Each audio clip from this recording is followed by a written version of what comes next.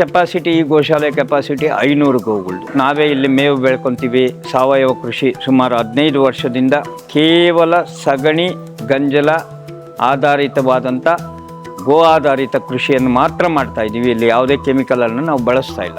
ನಾವು ಇಲ್ಲಿ ಪ್ರಯೋಗ ಮಾಡಿದಂಥ ವಿಚಾರವನ್ನು ರೈತರಿಗೆ ತಿಳಿಸ್ತಾ ಬಂದ್ವಿ. ಹಾಗಾದರೆ ನಮಗೂ ಎತ್ತುಗಳನ್ನು ಕೊಡಿ, ಹಸುಗಳನ್ನು ಕೊಡಿ ಅಂತ ಕೇಳಿದ್ವಿ.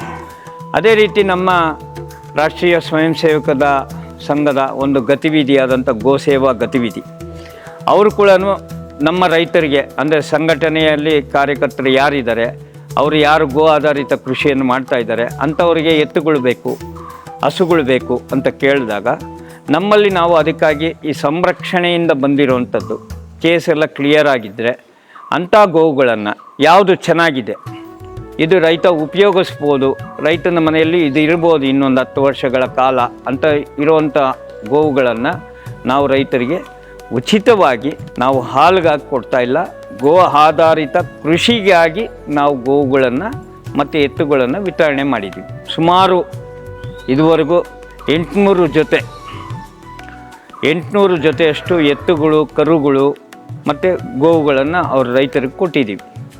ಇದಕ್ಕೊಂದು ಪ್ರಕ್ರಿಯೆ ಮಾಡಿದ್ದೀವಿ ನಾವು. ಅವರು ಗೋಸೇವಾ ಗತಿವಿಧಿಯ ಕಾರ್ಯಕರ್ತರಾಗಿರಬೇಕು. ಮೊದಲು ಭಾರತೀಯ ಕಿಸಾನ್ ಸಂಘದ ಕಾರ್ಯಕರ್ತರು ಕೊಡ್ತಾಯಿದ್ವಿ. ತದನಂತರ ಈಗ ಗೋಸೇವಾ ಗತಿವಿಧಿಯ ಕಾರ್ಯಕರ್ತರು ಕೊಡ್ತಾಯಿದ್ವಿ. ಈ ಗೋಸೇವಾ ಗತಿವಿಧಿ ಕಾರ್ಯಕರ್ತರು ಕೊಡುವಾಗ ಅದಕ್ಕೊಂದು ರೂಲ್ಸ್ ಆ್ಯಂಡ್ ರೆಗ್ಯುಲೇಷನ್ಸ್ ಅಂತ ಮಾಡಿದ್ವಿ. ಮೊದಲು ಅರ್ಜಿ ಕೊಡಬೇಕು, ನಮಗೆ ಗೋ ಬೇಕು ಗೋ ಆಧಾರಿತ ಕೃಷಿಗೆ ಅಂತ.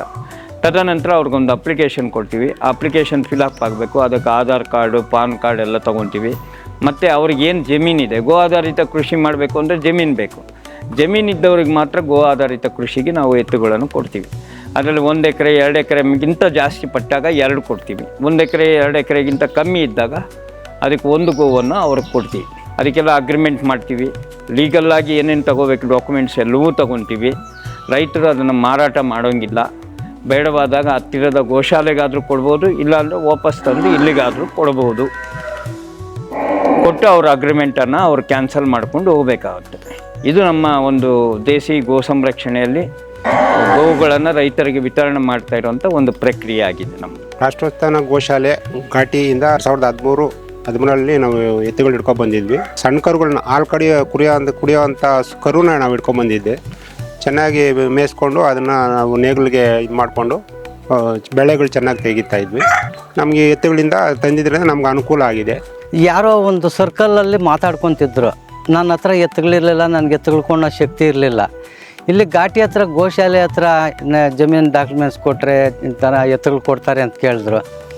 ಸರಿ, ನಾನು ಹಂಗೆ ಬೆಳಗ್ಗೆನೇ ಅದು ದಾರಿನೇ ನೋಡಿರಲಿಲ್ಲ. ರೈಲ್ವೆ ಟ್ರ್ಯಾಕಿಂದ ಹೋಗ್ಬಿಟ್ಟೆ. ಅದೇ ಸಿಕ್ತು ನನಗೆ, ಜೀವನ್ ಸಾರ್ ಅಂತ. ಅವರು ಕರೆದು ನನಗೆ ಊಟ ತಂದು ಅವರೇ ನನಗೆ ಊಟ ಕೊಡಿಸಿ ಎತ್ತುಗಳು ನೋಡ್ಕೊ ಹೋಗಪ್ಪ, ನಿನಗೆ ಯಾವ ಬೇಕು ಅಂದರು. ಅವಾಗ ಹೋಗಿ ನಾನೇ ದೊಡ್ಡ ಎತ್ತುಗಳು ಜಾಸ್ತಿ ಇದ್ವು, ಅವು ಕಂಟ್ರೋಲ್ ಮಾಡೋಕ್ಕಾಗಲ್ಲ ಅಂಥೇಳಿ ಸ್ವಲ್ಪ ಚಿಕ್ಕ ಕರುಗಳನ್ನೇ ತಂದು 1 ವರ್ಷ ಡೆವಲಪ್ಮೆಂಟ್ ಮಾಡಿಕೊಂಡು ಇವತ್ತು ಚೆನ್ನಾಗಿ ವ್ಯವಸಾಯ ಮಾಡ್ತಾಯಿದ್ದೀನಿ. ಒಳ್ಳೆ ಲಾಭ ಸಿಕ್ಕೈತೆ ನನಗೆ. ಅವಿಂದ ನನ್ನ ಮನೆಯೇ ಉಳ್ಕೊಂಡೈತೆ.